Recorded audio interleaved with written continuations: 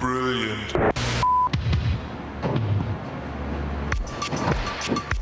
Bonjour à tous, c'est Cybercafé, la première de cette nouvelle année 2004. Permettez-moi au nom de toute l'équipe de vous la souhaiter excellente et pleine de nouvelles technologies. Au programme de cette émission, l'ADSL, on va voir que ça bouge de ce côté-là. On va vous présenter un petit robot bien sympathique. On jouera à Mario Party avec Gilles. Je suis à peu près certain que je vais l'écraser. On va vous prouver l'importance qu'a Internet lors des campagnes électorales aux États-Unis. Et enfin, on va vous parler de musique électronique bien de chez nous. Et comme on ne change pas les bonnes vieilles habitudes, voici les génériques.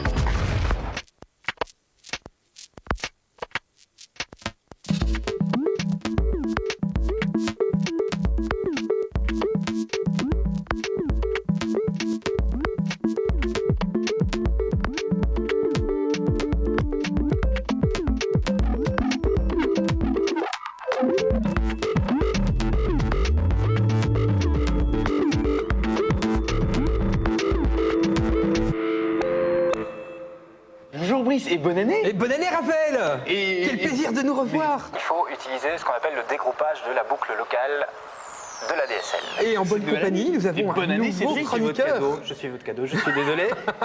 Attends, moi j'avais demandé une blonde, là, il y a vraiment une erreur sur la marchandise.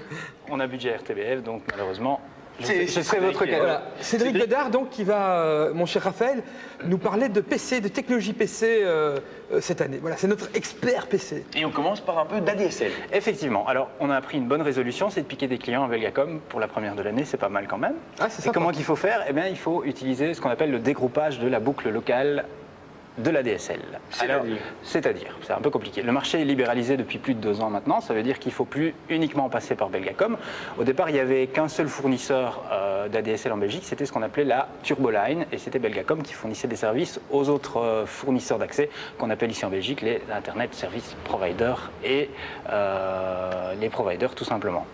Alors maintenant, il est possible de passer par d'autres réseaux. Il y a 2 grands réseaux qui se prennent une toute petite part du marché qui est à peu près 20% pour l'instant. Le premier réseau, c'est Versatel, qui a commencé au début du mois de décembre l'an dernier à commercialiser des offres ADSL qui sont à des vitesses beaucoup moins élevées que ce qu'on connaît pour l'instant en Belgique. Mais beaucoup moins cher. Effectivement. Mais là, on passe toujours par les câbles qui appartiennent à Belgacom? Absolument pas. On passe uniquement par le réseau de Versatel directement. On a besoin d'une simple autorisation pour accéder au réseau de Versatel. Ensuite, on paye à la demande. En fait. Il y a une première formule donc à la demande et ça coûte à peu près 4 centimes la minute, donc ça fait à peu près 2,50 € l'heure, donc 100 anciens francs, c'est quand même assez onéreux si on surfe plus de 10 heures par mois. Voilà, c'est arrivé aux gens qui relèvent leur mail et qui font une utilisation occasionnelle de l'Internet et qui ne veulent pas acheter un forfait mensuel. Alors il y a une deuxième formule qui est à 19,99 €, c'était un vœu de la ministre flamande, et bien ce vœu est exaucé par Versatel qui offre un abonnement à 512 kilos également par seconde et qui permet d'avoir une connexion plus ou moins illimitée où on paye uniquement une fois par mois. 512 kilos par seconde, c'est à peu près les vitesses qu'on a en France. Or en Belgique, un Skynet ou un Belgacom offre 4 mégabits de bande passante pour 10 € de plus. Exactement. C'est pas très intéressant alors? C'est pas tout à fait encore très intéressant.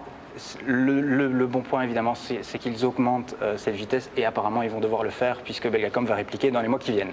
Alors il y a un autre réseau qui est le réseau de Scarlett. Au départ le réseau de Scarlett c'est un peu compliqué. Au départ c'était Enet. Enet a été racheté par KPN, KPN c'est Base notamment en Belgique et ensuite ça a été racheté par le réseau Scarlett qui s'appelait avant NetNet. Maintenant ça s'appelle Scarlett, c'est toujours un peu compliqué ces histoires de rachat en Belgique et ce réseau fournit également une infrastructure ADSL à d'autres fournisseurs d'accès à Internet comme, alors il y a La Tribu qui a commencé ses activités l'an dernier et qui n'a pas l'air d'avoir énormément de clients et envie d'avoir énormément de clients. Il y a Bell Center qui offre également des connexions à 4 mégas avec une connexion illimitée. Ça veut dire qu'il n'y a plus de limite en termes de téléchargement. C'est à peu près 40 € par mois. C'est tout à fait accessible. Et donc là, c'est un forfait quoi. Effectivement. Voilà, quand on veut. Mais illimité, on peut télécharger autant qu'on veut. C'est aussi possible avec certains fournisseurs d'accès par le câble qui offrent des abonnements illimités pour un téléchargement illimité. Mais c'est moins intéressant. Ça, c'est donc la télé, hein, c'est ça. Voilà, c'est exactement. Mais c'est moins intéressant parce que c'est géré par des intercommunales, donc au niveau de la concurrence, c'est pas encore très intéressant pour l'instant, mais ça pourrait venir dans les années qui viennent parce que le législateur évidemment va obliger les câbles opérateurs à laisser du terrain à d'autres concurrents dans les communes. Et quel est le plus avantageux pour un utilisateur? C'est le câble ou alors c'est par la ligne ADSL de téléphone? Ça dépend de où tu es situé et qui est ton intercommunal, donc qui te fait une offre alternative. Et en fonction des deux, tu dois un petit peu comparer les offres. Ah oui. Moi, j'utilise le câble, personnellement. Alors il y a 2 fournisseurs d'accès flamands qui ont un excellent service, qui sont Net4All et XS4All. Il faut connaître un peu, soit le néerlandais, un peu d'anglais, pour se débrouiller avec eux au helpdesk.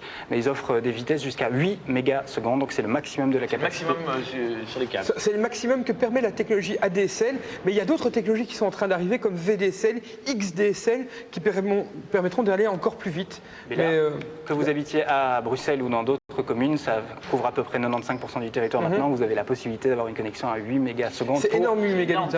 Pour 40 € par mois, ce qui est le prix d'une bonne connexion chez Skynet, Tiscali ou d'autres fournisseurs. Voilà. Eh bien, merci. On te retrouve bientôt pour d'autres aventures. Ah, d'accord. Tu m'habillerais en blonde alors. Alors Brice, toi qui aimes les robots, ce qu'on va voir va t'intéresser. Oui, tout à fait. Je préfère les femmes que les robots, mais s'il faut faire un choix, les robots en tout cas m'intéressent. On connaissait déjà les robots ménagers ou les robots comme celui de Sony Aibo qui ressemble à un petit chien. Voilà.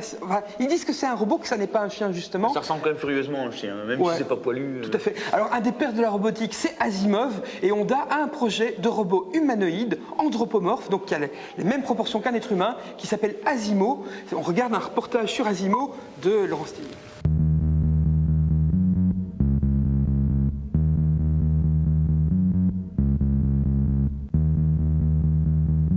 Si vous êtes de ceux qui sont restés coincés dans la préhistoire de la robotique, il est temps de se réveiller. Désormais, le robot humanoïde ne ressemble plus à ceci, mais bien à cela. Asimo, le robot humanoïde de Honda, ressemble en effet de plus en plus à l'idée qu'on se fait du gentil robot au service de l'homme.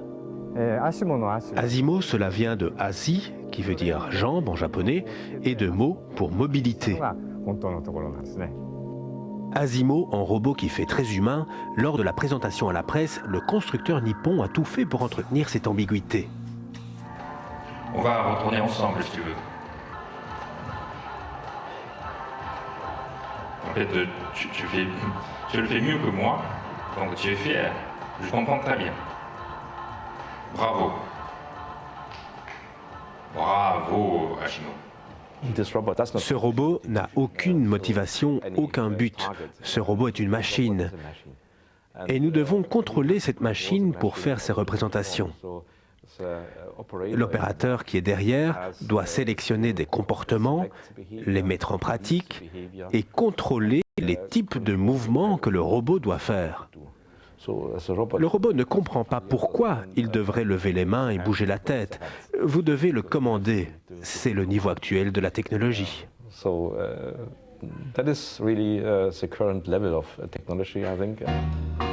Si Asimo est loin d'être autonome, son point fort est bien sûr la marche.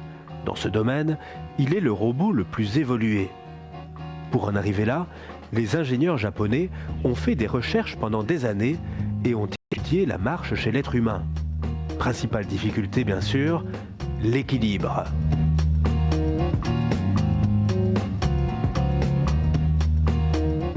Si vous savez comment piloter une bicyclette, vous pouvez facilement comprendre ceci. Si lorsque vous allez tout droit et que vous tournez le guidon simplement à droite, vous allez tomber vers la gauche. Pour éviter cela, vous déplacez votre centre de gravité vers la droite avant de tourner à droite. La même chose s'applique à Asimo. Quand il est nécessaire de tourner, le centre de gravité doit être déplacé en conséquence. Cela signifie un procédé de calcul continuel permettant de déterminer de combien le centre de gravité doit être déplacé. En d'autres mots, nous intégrons plusieurs paramètres, le dernier mouvement, la position actuelle et la prochaine position.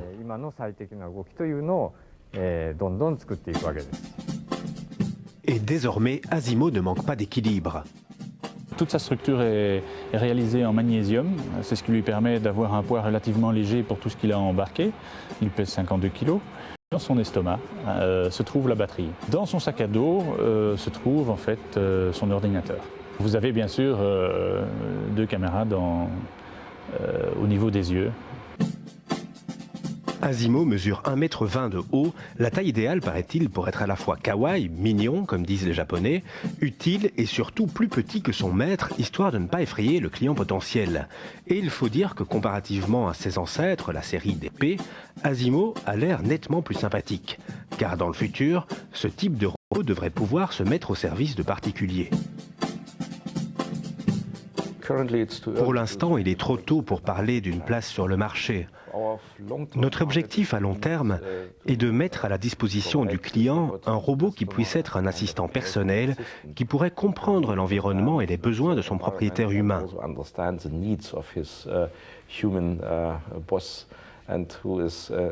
Ce robot ne serait pas là seulement pour servir, mais aussi en tant que support de décision.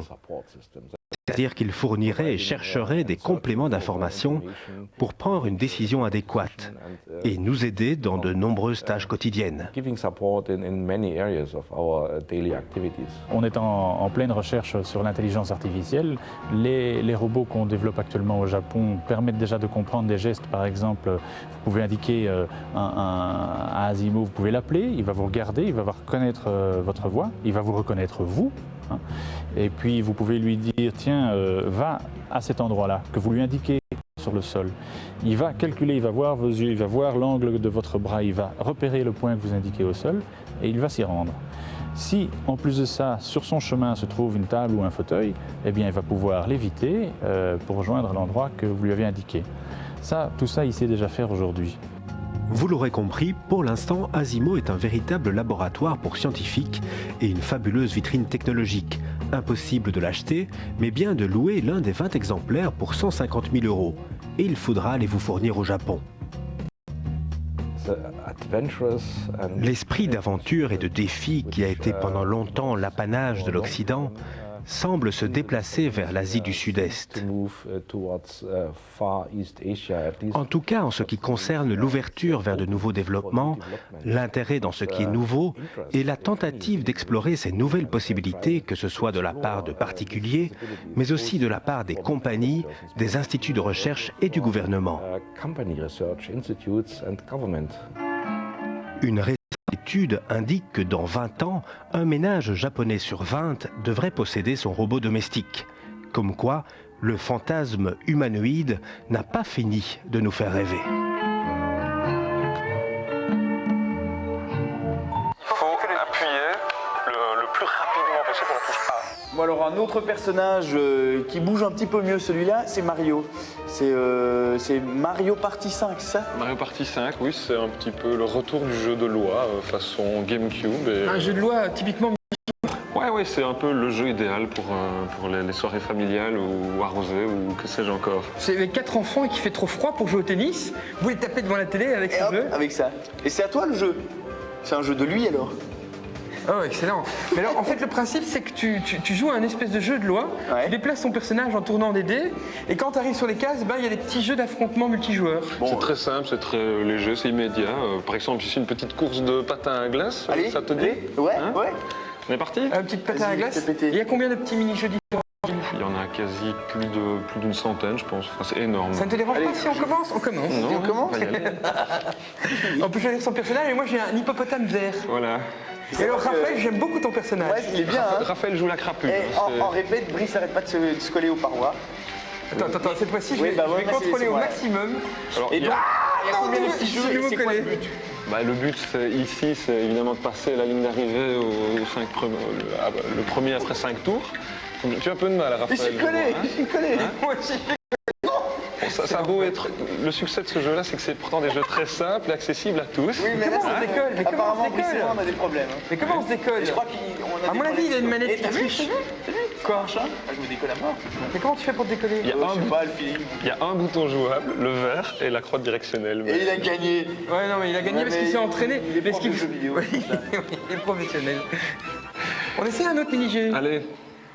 Donc en fait, il y a des dizaines de petits jeux différents et on peut jouer dans différents modes, soit une grande partie, on peut jouer au jeu avec le grand jeu de loi, etc. Soit on peut directement aller dans les mini-jeux. On va tenter un truc beaucoup plus simple, c'est tournesol, ouvre-toi. Ouais. C'est grâce à la puissance psychique de son mental. C'est grâce à ton mind que tu contrôles le jeu. Voilà. Donc là, il faut appuyer le plus rapidement possible pour la touche A. Ça va aller, ça, tu vois, la verte. C'est compliqué, hein. On va voir. Donc en gros, il faut te péter le... Celui-là, on n'a pas encore joué. Ok, là je vais tout reculer. Ok, j'appuie déjà sur le A. Voilà. Bon là, je pense qu'on a vraiment l'air d'abrutis. Regarde, je suis un vrai télépathe. Regarde autour du sol. Mais je peux savoir un truc, il envoie les petites balles avec quoi? Parce que tu vois, C'est pas les petites balles, c'est pas les balles, c'est un rayon psycho. J'ai une crampe. C'est quoi, c'est qui a J'ai une gagné? crampe là. J'ai une crampe. Comment t'as fait? Mais comment t'as fait? C'est toi qui as gagné? C'est nouveau lui qui a gagné. Victoire de Mario. Bon attends, je demande un troisième jeu. Un troisième jeu, allez. Je demande un Bon. troisième jeu. On va essayer autre chose, il faut rattraper des fleurs à la sortie de l'église. Rattraper les fleurs à la chasse aux fleurs. La chasse aux fleurs, Voilà, voilà. voilà. Donc ça, Ça va aller, il suffit de se alors, déplacer. attends, mais les règles, c'est quoi les règles? Les règles, voilà, attraper les fleurs qui pleuvent du ciel avant qu'elles ne disparaissent sur le sol. Et attends, on n'a même pas vu les touches. Je sais pas, on s'en fout, on improvise. Mais ça, c'est la nouvelle génération, tu vois, c'est tout, tout de suite. Ouais, c'est la génération du sac. Regarde, c'est mes enfants. Voilà. Parce que moi, j'ai pris l'hippopotame et donc j'ai donné Donc il y a, l'hippopotame. il y a un jeté de Regarde. fleurs à la sortie de l'église, et nous, il suffit de les rattraper, ça va. Ah ouais, Il n'y a même pas de bouton. Il ne peut pas tomber dans l'eau. Tu peux jouer d'une main. Tu peux jouer d'une main. On peut sauter. Ah si, tu Hein. peux sauter. Oui. Hop. Merci. Un grand moment. Oui, si vous les prenez avant moi, c'est... Oui, non, attends. Oh là, oh là. Un grand moment vidéoludique. Allez, il y en a une là. Ah, elle disparaît si tu les prends pas. Attends, on peut les attraper dans l'eau aussi. Ah, mais j'avais pas compris. Kim, viens ici. Les là-bas, jaunes valent là-bas, plus là-bas. de points. D'accord. Et on peut pousser Mario dans la flotte parce que ça solutionnerait notre Terminé. problème. Qui a gagné? Non, c'est de nouveau Mario. Attends. Oui. Qui a gagné? Mario 29. Mais comment il fait? Tu vois, comme quoi, hein? Je t'ai battu, hein. J'en avais 13, t'en avais 10. Ouais, c'est Bien, bien, bien. Mais moi, les fleurs, Non, c'est pas trop ça. gagné pour la Allez. manche. Allez, tous contre Gilles. Parce que quand il a Voilà. gagné, il faut qu'on le pile, quoi. Bon, c'est quoi le Allez. principe du jeu? T'es où, là? Là, je suis perché au-dessus de vos têtes et je Ouais, vous ouais. envoie gentiment des projectiles à la figure pour vous faire tomber. Ah, mais la princesse, c'est Et toi. on peut faire tomber les autres? Ah, je suis tombé. Non, non, Je suis tombé. Et est-ce qu'on peut se monter sur le petit truc, là? je ne sais pas. Ah non, on peut pas. Voilà, on pouvait pas. Je suis mort. Et il reste la pauvre princesse qui a pas bougé. Mais c'est toi! Mais non, c'est- madame Gilles. Ah, voilà, voilà, tu l'as pilé. Ah, voilà, voilà. Gilles, t'as encore gagné. Bon, C'est on fini. te retrouve tout à l'heure, tu reviens avec d'autres petits jeux. Ok. Sympa. Remettre tout le monde en contact avec tout le monde. Alors Sylvie, tu es là et tu es venue avec un invité pour de la musique électronique. Laurent Davé, qui est membre fondateur de Electrobel. On peut comparer ton site quelque part à un magasin, un disquaire, parce qu'avec une vitrine, on peut voir dans cette vitrine des artistes de musique électronique belges qui ont des MP3 téléchargeables, écoutables en stream en flash gratuitement. Et quand on entre dans ce magasin, on se rend compte que tout est gratuit, on peut écouter gratuitement, les déposer aussi si on est compositeur sur le site. Et si on est membre, si on est DJ, si on est créatif ou si on organise des soirées, ce site en fait va offrir des utilitaires. Est-ce que tu peux nous expliquer lesquels? Tout à fait. Il y a plusieurs utilitaires, donc principalement un des plus utilisés, c'est le Booking Manager, on l'appelle, qui permet en fait d'enregistrer soi-même, soit c'est sorti en boîte, donc pour les DJ là où ils vont jouer, qui permet de répertorier tout ça pour les utilisateurs. Tiens, j'aime bien ce DJ là, il joue tel endroit et tel endroit. Oui, tout à fait. Donc ça permet de créer des mini fan clubs aussi comme ça pour un peu suivre. C'est toujours pratique. Dangereux le fan club pour DJ, dangereux. Pas des trucs à faire. Sinon, même chose pour les artistes. Et pour les organisateurs de soirées, l'agenda s'inverse d'ailleurs. Et ils peuvent émettre des demandes de booking vers des artistes ou DJ qui vont recevoir l'offre et on va leur demander un peu leur avis et ils peuvent du coup se mettre en contact. La scène électro des années 80, elle était très, très prolifique en Belgique. Ça redevienne comme avant. Ah ouais, tout à fait. Je suis Ça pas le seul. commence très très fort. Hein. Ouais. À Liège, c'est très très électro en ce moment. Oui, tout à fait. L'électro est beaucoup revenu récemment. Bon, il y a des vagues, il y a toujours des vagues. Pour l'instant, l'électro est un peu redescendu. La mode, pour l'instant, c'est un peu le breakcore et tout ce qui s'ensuit. Beaucoup de soirées prolifèrent. Electrobel commence à un peu aider dans tout ça, à unifier un peu la scène de musique électronique belge. Mais aussi voir des DJ différents. Parce que quand on va sur noctis.be, qu'on ouvre son mosquito, on se dit, ah, tiens, qu'est-ce que je vais aller voir je vais aller, tiens, qui mixe. On retrouve assez souvent les mêmes noms. Et grâce à ce site, ça va pouvoir changer. Tout à fait, oui, parce que souvent on retrouve les mêmes DJ, les mêmes artistes qui jouent toujours dans le même genre de soirée. C'est surtout dû au fait que tout le monde qui sont toujours les mêmes gens sont toujours en contact avec les mêmes. Et avec Electrobel, justement, on va pouvoir un peu remettre tout le monde en contact avec tout le monde. Et on va pouvoir aller chercher un peu plus loin que le DJ qui habite dans sa rue ou avec lequel on a été à l'école. C'est là que tu t'adresses surtout, enfin le site s'adresse surtout à des gens qui font de la musique chez eux, qui peuvent aller les placer. Mais il y en a de plus en plus en fait grâce justement aux nouveaux softwares comme Fruity Loops, Cubase. Il y a plein de softwares maintenant disponibles sur le marché qui permettent juste avec son ordinateur de faire de la musique. Et beaucoup ont des morceaux qui sont sortis sur vinyle ou sur CD qui ont été faits avec un ordinateur. Et il y a un choix assez énorme de catégories de musique sur votre site. Ouais, tout à fait. Et vous êtes venu avec un clip? Je suis venu avec un clip. On a le mien, oui. Ah. Il n'y avait rien d'autre, donc on a pris le mien. Mais il y a pas mal de fans du morceau sur Electrobel, donc j'espère que ça plaira à tout le monde.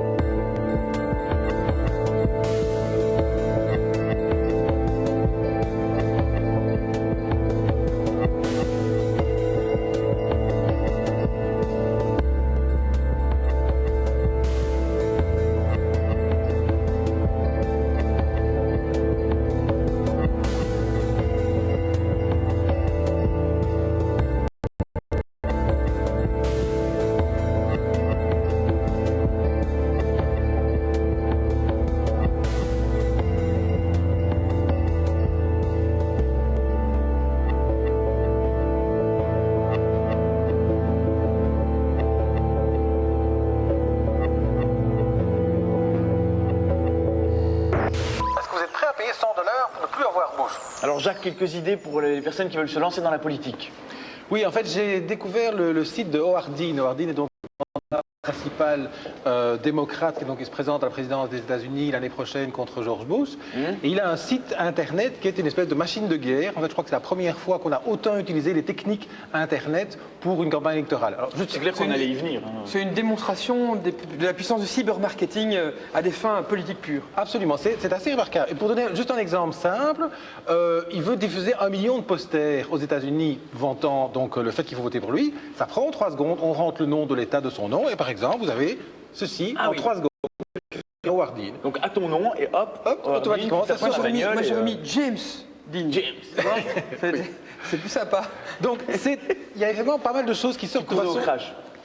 Ça sort donc de façon automatique et donc le but c'est vraiment d'utiliser le marketing. Alors par exemple une autre chose intéressante c'était, évidemment aux États-Unis comme vous savez on a besoin de beaucoup d'argent pour des campagnes électorales, surtout pour les présidentielles. Et... Parce qu'en fait aux États-Unis, il faut expliquer aux spectateurs, aux États-Unis c'est celui qui paye le plus qui est élu président des États-Unis. C'est pas comme chez nous, il faut des idées et tout ça. Bel exemple avec Schwarzenegger. Voilà par exemple. Bush, qui était quand même bien financé quoi. Ouais, mais... Et donc, en fait, Bush va avoir à peu près 200 millions de dollars. Et donc, Dean lance sur son site quelque chose en disant « Est-ce que vous êtes prêt à payer 100 $ pour ne plus avoir Bush ?» Ah oui, donc ce n'est pas payer 100 $ pour que moi je devienne président, c'est payer 100 $ pour que l'autre n'en devienne plus, quoi. Oui, il se sert un peu peut-être de l'absence de popularité de son challenger. Et donc, le but, c'est de dire « Vous payez 100 $, si vous êtes 2 millions à me donner 100 $, j'ai 200 millions de dollars. » Et donc, effectivement, il a déjà à peu près 600 000 personnes qui ont payé 100 $ ou plus pour sa campagne électorale. Ah oui. Alors, autre chose qui est amusant aussi, c'est qu'ils organisent de meetings électoraux et donc il y a un espèce de kit, donc il y a évidemment tous les gadgets, les t-shirts, les casquettes, porte-clés, autocollants. C'est un peu comme les réunions du Power, quoi. Tu as ton kit complet pour préparer ta petite réunion avec tes petits drapeaux. Ouais, alors, effectivement. Alors, on devrait le faire, on peut en commander en Belgique. On peut commander, absolument. Attends, on va en commander un. Toi aussi, supporte Dean. Et donc on a son kit avec les t-shirts à distribuer, les petits drapeaux, etc. Ils organisent même des réveillons. Alors il y a un truc qui se passe le 30 décembre, donc on va faire de pré-réveillons Dean dans lesquels il y a un conference call avec Dean en live. On organise des trucs. C'est limite écœurant, quoi. C'est trop. Mais disons qu'en tout cas, il utilise toutes les, je dirais toutes les techniques. Alors, il y a évidemment tout ce qui est marketing viral. Donc c'est, j'ai imprimé mon poster, envoie-le à un copain qui va lui-même imprimer son poster. J'arrive au fin fond de l'Arkansas, je dis tiens, est-ce qu'il y a des supporters de Dean ici? Je vais sur le site et j'ai la liste de tous mes voisins. Et si tu ne l'as pas envoyé à 10 personnes, il va t'arriver malheur. C'est ça. Il y a un peu de ça. Et alors tu mets Dean en copie et tu gagnes une bouteille de champagne s'il est élu. Alors ce qui est intéressant aussi, évidemment, il y a un blog, donc un truc de discussion, il y a des forums, il y a des chats et tout ce qu'on veut. Et tous les sites qui sont liés. Donc en fait, sur la colonne de gauche du site, il y a tous les sites liés à deanforamerica.com, qui est donc le site officiel. Et là, on se rend compte qu'il y a tout. Parce qu'on a les Black for Dean, on a Chinese for Dean, on a même Republican for Dean, donc les républicains qui quand même soutiennent Dean. Et c'est un site qui est visité, les républicains oui, absolument. Oui, parce que il est démocrate. Donc si tu as des républicains de l'autre bord qui votent pour Dean, il y a un problème. Qui vote pour Bush? C'est un problème. Il y a aussi Human for Dean. C'est là, il vise large. Il y a un truc qui est très important, c'est Old Mom for Dean, donc c'est les familles qui soutiennent Dean, et il y en a 300.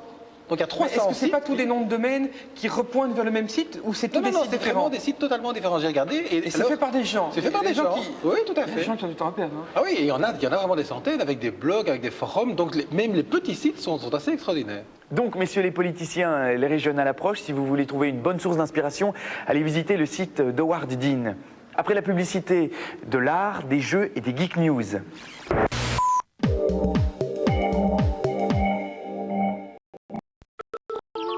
Préserver une nature de peau délicate avec une onde de camomille et d'eau pure. Parce que le bien-être de votre bébé passe aussi par sa peau, Pampers apaise ses sens par la douceur de la camomille et de l'eau pure. Les nouvelles lingettes sensitives, inspirées par les bébés, créées par Pampers.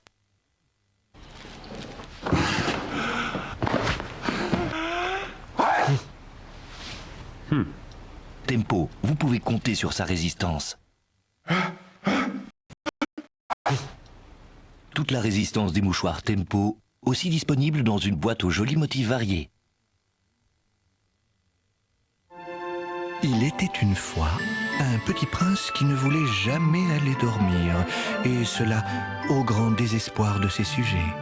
Jusqu'au jour où un fidèle serviteur découvrit Johnson's Baby Bedtime Bath. Le bain chaud et la magie des parfums de lavande et de camomille eurent au fait d'envoyer le petit prince au royaume des rêves, au grand parcours. Johnson's Baby Bedtime Bath existe aussi en lotion. Moins 20%, moins 50%, et même jusqu'à moins 70% sur les meilleures marques dans tous les départements. Des démarques sur autant de marques, c'est possible uniquement chez SKM. Venez vite, SKM sur l'A12, Boomse-Steenweg, Artselaar.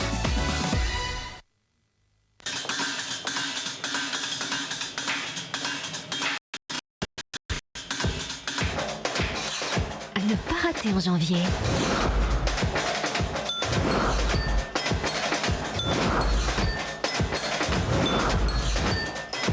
Solde chez Ikea du 3 au 31 janvier. Dès aujourd'hui, retrouvez l'action, le charme et le suspense des aventures de James Bond dans la nouvelle collection 007 Dossier secret. En numéro 1, GoldenEye, et à chaque numéro, un nouveau film. Goldfinger, Meurt un autre jour, une collection unique de James Bond. Découvrez aussi le fascicule et plongez au cœur des missions de l'agent 007. 007 Dossier secret, une collection à mettre en lieu sûr. Le numéro 1 avec le DVD et le fascicule 14,99 € seulement chez votre libraire.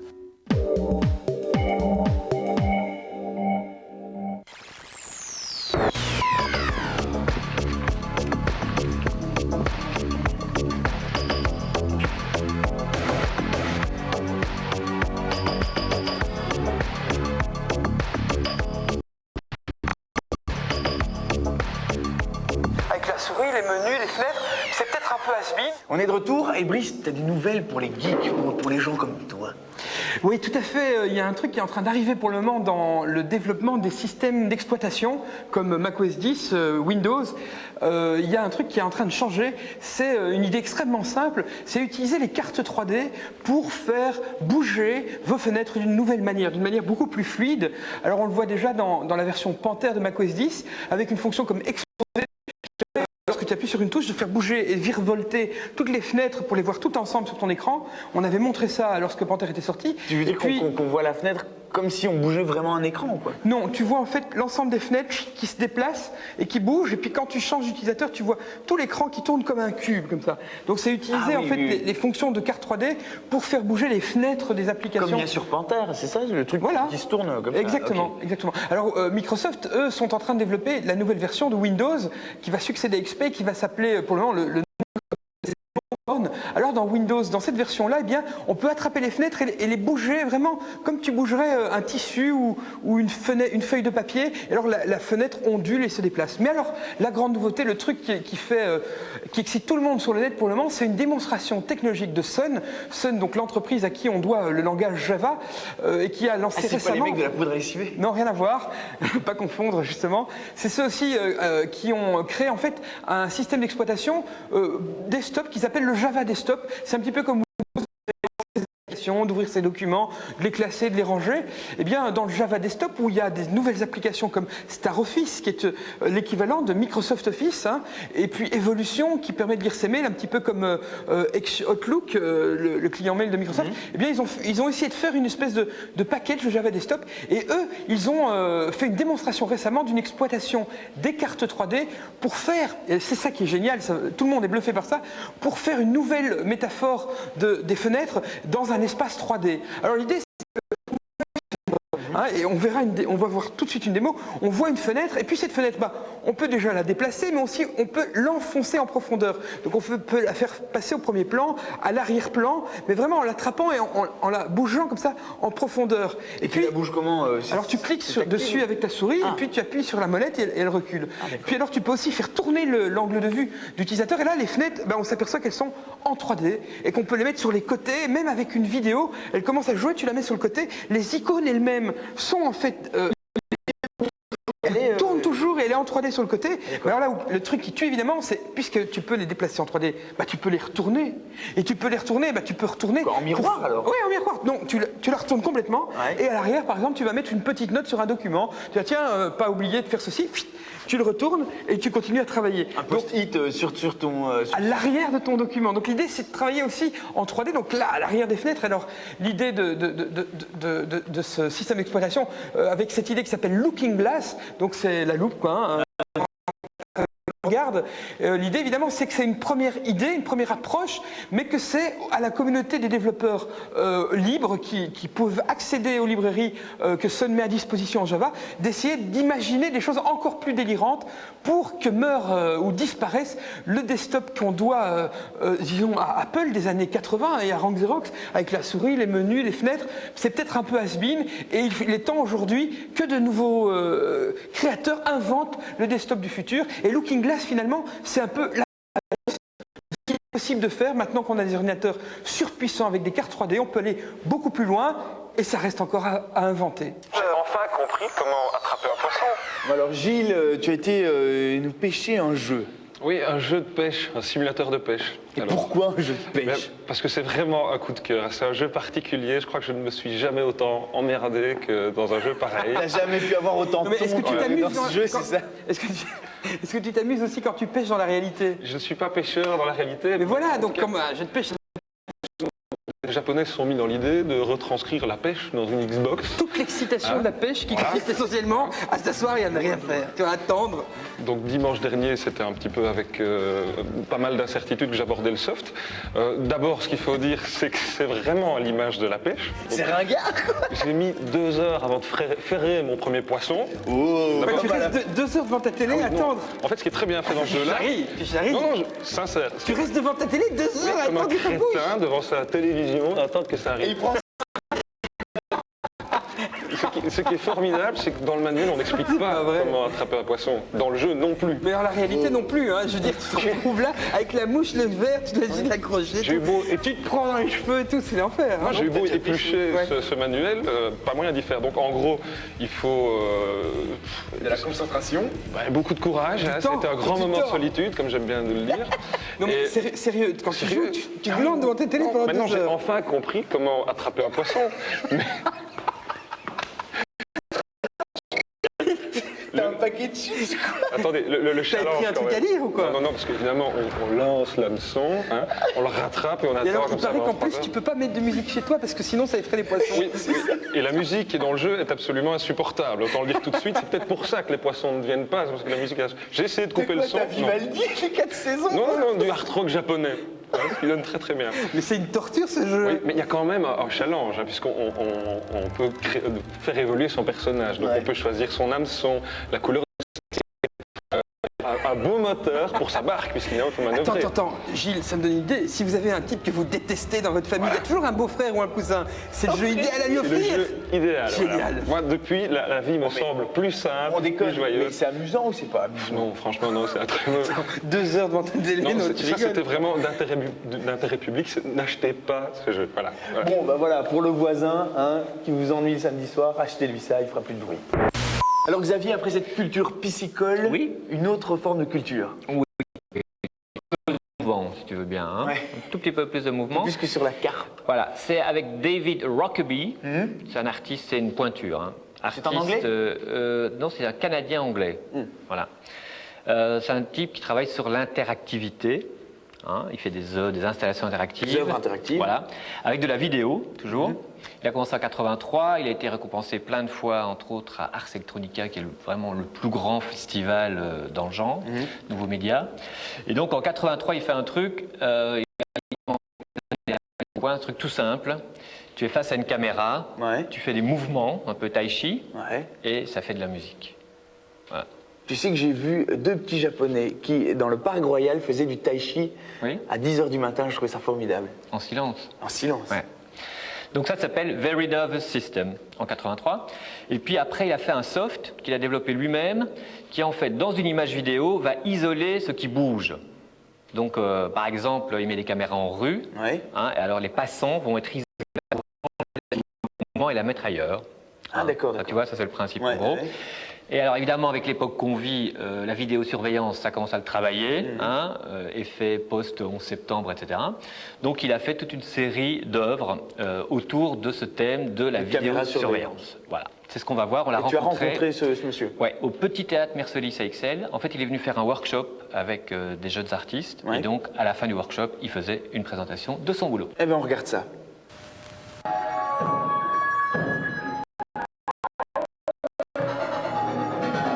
Nous ne nous connaissons pas si bien. Par exemple, nous sommes moins conscients de notre corps que nous le pensons.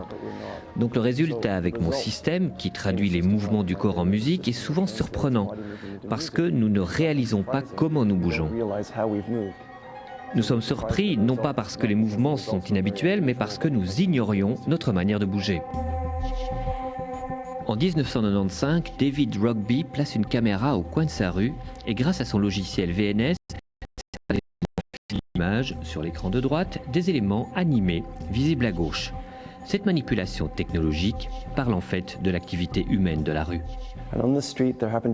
Dans la rue, il y a de nombreux sans-abri qui ont l'habitude de rester dans un coin en tendant la main. Ce sont les seules personnes immobiles. Donc d'un côté de l'image, on voit que les gens très occupés, très importants, qui font du shopping, sont invisibles. Et les gens qui ne font rien sont visibles. Quand vous vivez dans une rue avec beaucoup de sans-abri, vous créez vos propres filtres et vous ne voyez plus ces personnes. C'était intéressant de voir comment une technologie simple arrive à révéler ces filtres.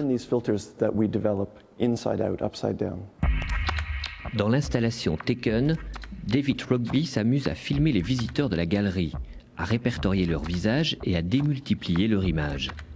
Soudain, le spectateur devient le jouet d'un Big Brother virtuel plutôt espiègle.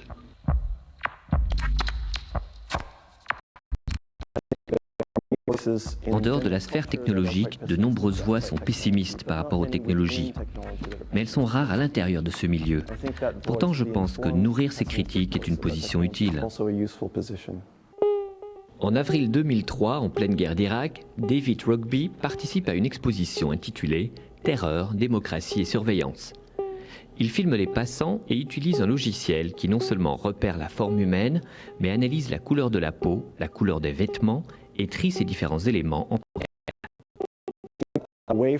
extraire les gens de la rue et les trier dans cet espace mathématique arbitraire, il y a là une sorte de beauté mais aussi une sorte de violence. En fin de compte, c'est cela que je recherchais, ce mélange entre les ténèbres et la sombre attraction de cette beauté, dans ce contexte de guerre et de mise en exergue des questions de vie privée et de liberté.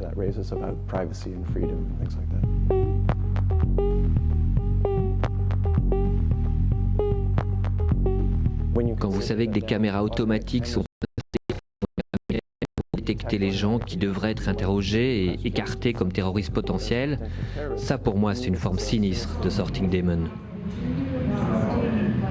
Dans l'installation Enchant, l'artiste crée une communauté de 7 ordinateurs qui composent des phrases à partir de pensées puisées dans une base de données commune. Chaque machine influence les autres et elles finissent par discuter ensemble du même sujet. En parlant à ces machines, le spectateur va perturber le système et temporairement créer le chaos au sein de la communauté.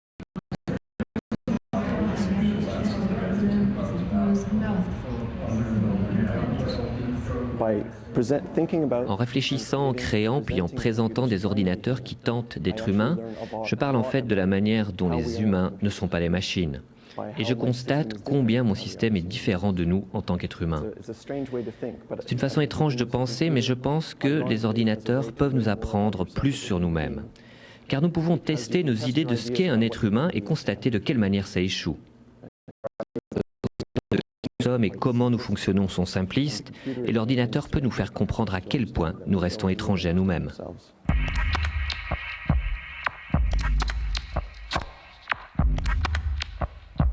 Alors Xavier, où peut-on retrouver les œuvres de ce monsieur? En ce moment, il n'a pas d'expo à Bruxelles, mais sur Internet, il a un site personnel avec toute une série de photos de ses différentes installations, des vidéos et puis des textes théoriques que lui a écrits et qu'on a écrits sur lui et sur son travail.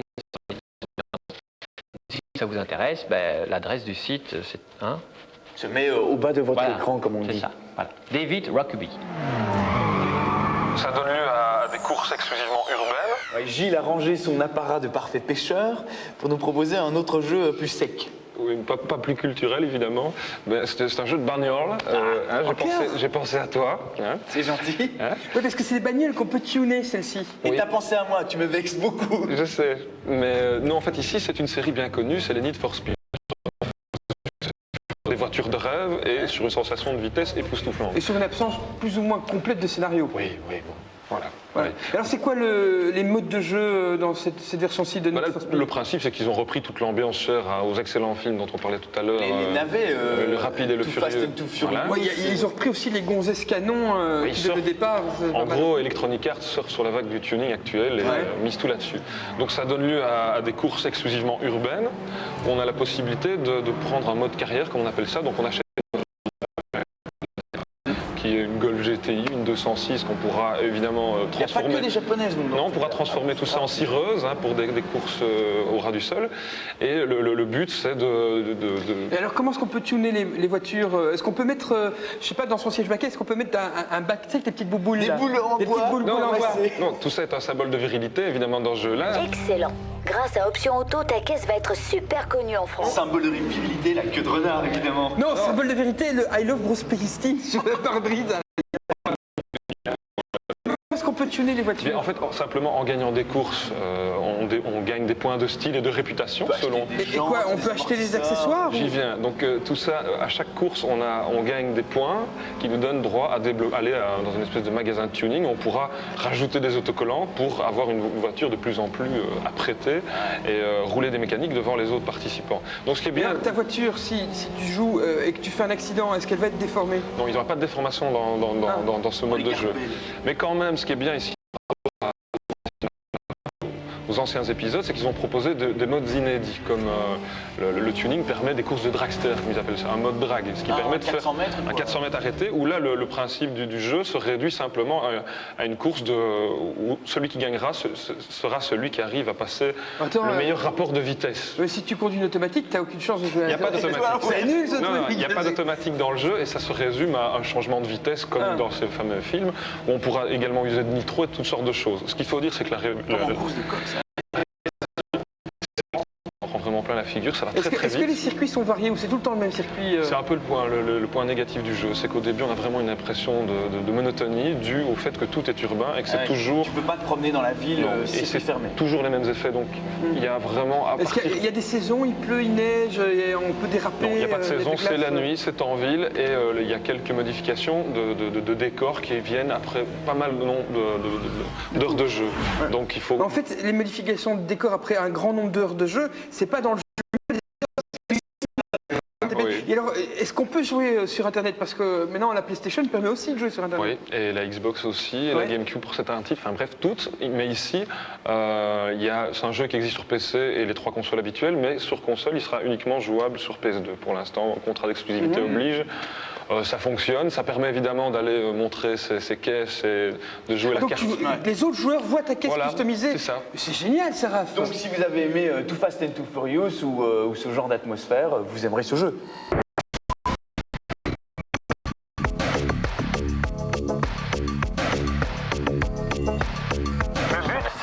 De réduire la fracture numérique entre le nord et le sud. Alors Renault, un Nomo Top est venu nous parler d'un sommet qui a eu lieu. Oui, en fait, fin 2003, au mois de décembre, a eu lieu le fameux sommet de Genève sur la fracture numérique et le monde de l'information. Un sommet enneigé alors, si ça se passait à Genève. Un sommet enneigé, mais malheureusement, il a accouché d'une souris. Ça a dérapé, comme d'habitude. C'était quoi le but Le but, en fait, c'est d'essayer de réduire la fracture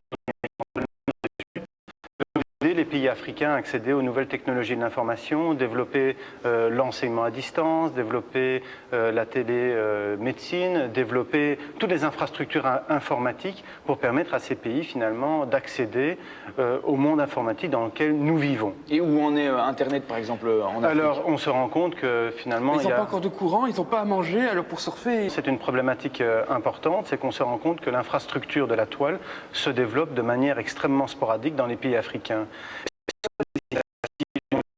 Libres ou de fondations privées permettent en fait de développer le tissu Internet, le tissu informatique. Donc on se rend compte une fois de plus que lors de ce sommet, il y a énormément de déclarations, mais il y a peu de faits qui s'en suivent, peu d'actions. Beaucoup de blabla, pas beaucoup d'actes. Donc on a beaucoup discuté, on a bien bouffé, on a vu du joli paysage, mais on n'a pas vraiment trouvé de solution. Exactement. Le seul espoir, c'est qu'en 2005, lors du sommet de Tunis, il y ait une forte volonté de tous les pays, là, vraiment de mettre en œuvre les objectifs qui ont été définis. Toutefois, il y a quand même un aspect intéressant et je dirais un point positif lors de ce sommet.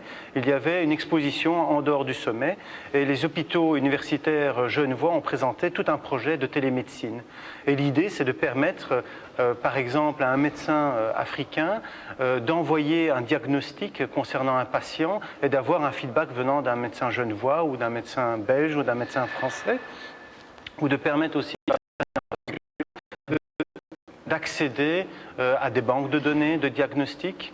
Par exemple, si un phénomène, un diagnostic médical a été posé en France ou en Belgique, de se dire cette information n'est pas perdue. Donc d'arriver à gérer l'information et en même temps d'éviter de devoir déplacer des patients qui sont extrêmement malades, parce que tout déplacement par avion coûte extrêmement cher, et donc de permettre à des médecins à distance de diagnostiquer et même d'intervenir, de faire des interventions à distance. Donc là, il y a un énorme projet qui est en train de se développer à l'initiative. Je dirais ça, c'est un point positif de ce type de sommet, mais qui était finalement une initiative d'universitaires et qui était montrée, présentée dans le cadre du sommet et qui va avoir des relais au niveau européen. C'est vrai que concrètement, j'ai vu qu'une ONG avait installé un cybercafé dans un petit village en Afrique. Et là, il y a un paysan qui est venu, il a été recherché avec son fils parce que le paysan ne sait pas lire des types d'engrais. Il a appris des nouvelles façons de mettre de l'engrais dans son champ et il a augmenté sa productivité. Justement, extrêmement critiquées, ont même failli claquer la porte parce que justement elle déploie énormément de projets. Il y a par exemple la fondation Heinrich Böll en Allemagne qui fait énormément de promotions pour la cyberdémocratie, pour le développement justement de l'enseignement à distance, pour l'accès à l'information dans les pays africains. Et on se rend compte qu'une fois de plus, les pays fortement industrialisés essaient de mettre des barrières et essaient finalement de se dire avant tout c'est un marché commercial. Et donc de voir de quelle manière finalement mettre de nouveaux de pays industrialisés. Et si tu te souviens, Brice, l'année passée, on avait... Le projet Bobelong ? Le projet financé par Microsoft. On avait fortement critiqué, on avait dit attention, quelle est la stratégie déguisée derrière cette initiative d'offrir à certains pays africains des PC avec Windows installé, etc. C'était de créer des marchés captifs. Et finalement, c'est là, en fait, que l'on peut se dire et finalement amener l'opinion publique à exercer des pressions très très fortes, c'est d'éviter de créer des marchés captifs. L'information. Est-ce qu'on va y arriver ? Je crois que les ONG, les différentes ONG et certains organismes européens poussent de plus en plus pour qu'on arrive finalement à une information libérée, que tout le monde puisse accéder et mettre en place des infrastructures informatiques dignes de ce nom. Et la suite, ce sera quand ce prochain sommet ? Le prochain sommet aura lieu au courant de l'été 2005 à Tunis. Donc moi je pense y aller moi-même pour une fois et voir. Et peut-être, Tunis c'est pas mal non plus. Là-bas ça va se bouger les choses et que enfin on arrive à des choses concrètes. Alors Brice, tu as vu le merveilleux endroit qui nous a accueillis aujourd'hui? Merveilleux endroit qui s'appelle donc, Raphaël, Le Beurschouwburg. tout à fait, qui vient d'entièrement être refait, comme vous avez pu le voir. C'est magnifique, une infrastructure de spectacle incroyable. Et il rouvre. La réouverture va durer pendant 10 jours, du 5 au 15 février. Il va être ouvert 10 jours d'affilée, 24 heures sur 24. Qu'est-ce qui va être ouvert? Le Beurschouwburg. D'accord. Donc pas 24 heures sur 24. Et ce qu'il y a de génial, c'est que tu ne sais pas ce que tu viens voir. Il n'y a pas de nom sur les affiches. D'accord. Donc tu viens et tu découvres. Donc c'est spectacle et surprise. Voilà. Alors un autre rendez-vous, c'est pour l'émission qui nous précède. Tu passes quand tu veux. Ouais, de David et Maureen. Voilà, celle du 8 janvier, donc qui va arriver. Eh bien, ce sera c'est une émission spéciale sur la communication, sur les SMS et les MMS. Voilà. Voilà. L'émission Et donc touche si à vous sa êtes le fin. 9 janvier, c'était hier. Bien vu. L'émission touche à sa Ah fin. oui, oui. 9 exemplaires de Need for Speed Underground, le jeu que Gilles vous a présenté tout à l'heure. 3 pour Xbox, 3 pour PS2, 3 pour GameCube, il y en a pour tout le monde. Donc c'est le moment de jouer. Et puis je propose un mot-clé. Je vais décider du mot-clé. Le mot-clé, c'est Vauxhall. Et vous devez savoir comment l'écrire. C'est la bagnole de Raphaël, comme ça vous saurez tout. Voilà. Et puis Photohall nous offre... C'est énorme. C'est énorme et c'est génial en plus. Et fiston, c'est ça? Ouais, c'est R300. Alors c'est une imprimante particulière, c'est une imprimante vraiment pour tirer vos photos. Elle est munie de cartes d'entrée pour toutes les cartes mémoire. Donc tous les modèles, y compris celles que je ne connais pas, les X quelque chose. Donc bref, elle supporte toutes les cartes mémoire pour les appareils photos X, photo. pour tirer vos photos X, c'est Ouais, super. voilà, Alors, exactement. Et en plus, c'est une imprimante qui est étonnante parce qu'elle peut par exemple être munie d'une option qui permet d'imprimer par Bluetooth, sans fil. Tu vois, des trucs comme ça, c'est rare où tu peux connecter directement ton appareil photo sans te munir d'un ordinateur. Voilà, c'est sympa. Voilà, on en aura 3. Il faut un mot-clé pour ça. Le bourse, hein, comme on est au Bourse. Voilà, on va dire bourse ou bourse? Bourse. Bourse. Français. Voilà, bourse. Et puis nous aurons donc un abonnement offert par Tiscali avec 3 mois d'ADSL gratuit, plus le modem. Et il y aura un mot de passe pour le gagner, ce sera... Là, on va mettre étage, parce qu'on est où ici? Étage? Ouais. Ouais, c'est le premier qui m'est venu. Voilà, étage. Voilà, étage. Voilà. Et puis on se retrouve la semaine prochaine. À la semaine prochaine. Ciao, ciao.